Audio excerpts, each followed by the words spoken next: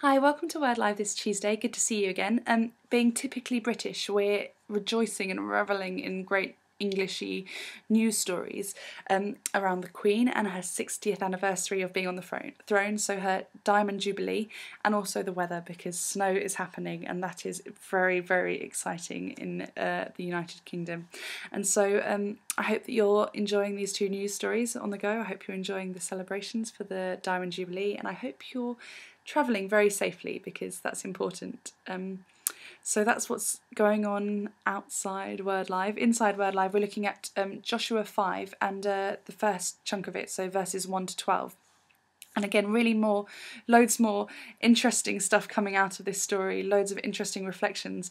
I find it really, really funny how what's happened is that the Israelites have been they've just crossed over the Jordan, and it's a very clear sign of the power that God has, and that the miracle that God did is just extraordinary to the surrounding communities of people, surrounding tribes and nationalities of people. And it says in the passage that their hearts melt with fear when they understand what's happened with the Israelites, this huge miracle of crossing the Jordan.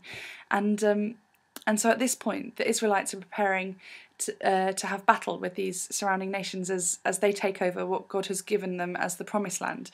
And this funny thing that happens is that God prepares them for battle by asking them to get circumcised.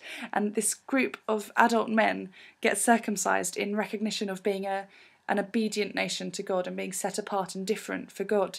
And that's the last thing you and I would think of doing, especially if you're a female, but it's the last thing you'd think of doing in preparing for battle, because it would be humanly something that would weaken you physically. And yet this is the thing that the Israelites do out of obedience and faithfulness to God, but also out of trust in knowing that if they have the victory, it's all going to be down to God's power and God's victory and God's hand in it. And so that gives us loads of stuff to think about in terms of how obedient are we, how trusting are we for God's power to do the big victory, and I guess also how keen are we and how quick are we to manage on our own without God is the challenge for me. So anyway, loads of stuff in the passage today. I hope that you find it very helpful, and I hope that you have lots of nice warm layers as you go out and about in the snow as well.